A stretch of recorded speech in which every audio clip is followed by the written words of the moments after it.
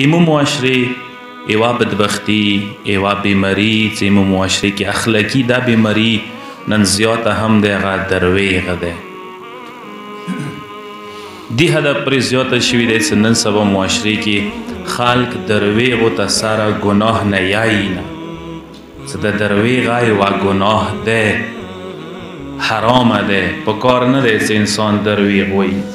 و دی حد پورې درویغ معاشره کې عام شوي دي چې کوم قبح دی قباحت دی د درویغو بره هونه بد صفت شوله ابره او چاته شوي دی نن سبا خلق ښه ګڼي نن سبا خلق هنر ګڼي یو قسم ته درویغ ویلله هنرمندی بولي چېرې زه ډېر هنرمند کس یم که مو سیاسیونو ته سترګې وغړئ حکومتي کسانو ته سترګې وغړئ سرکاري کسانو ته سترګې وغړئ پوسه نه راڅاوسئ لاندې عوامو پورې وړو بچیو پورې به درته وایم درویغ ډېر ښه چلیږي و دې حده پورې بدبختۍ او زوال دی چې دا وړه وړه بچي که تاسو وکسوئ چې هغه معصوم بچي وي 5 کالو به وي مثلا 10 کالو یو بچی به وي هغه درویغ ډېر ښه طریقې سره یایي حالانکې هغه معصوم بچي دي هغه پاک پاکیزه دي هغوی ژبې صداقت باندې عادتې وي خو د ژبې درویغو طرف ته ویلي لاړې دي درویغ ویلې ونه کېږي وجه دا دی چې معاشرې کې ډېر زیات دي وجه دا دی چې اخکور کې والدین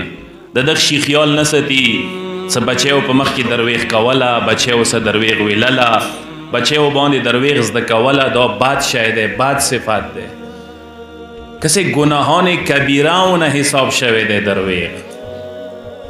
گناه کبیره چی ته یی هغه گناه ته چې هغه باندې خدای د عذاب وعده ورکړي دي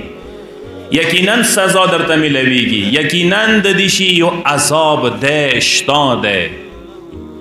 نن مو معاشره کې ایوا غوټه بیماری انده ده دا تعلق نه لري چې زه وایم زه نه مبرا یم نه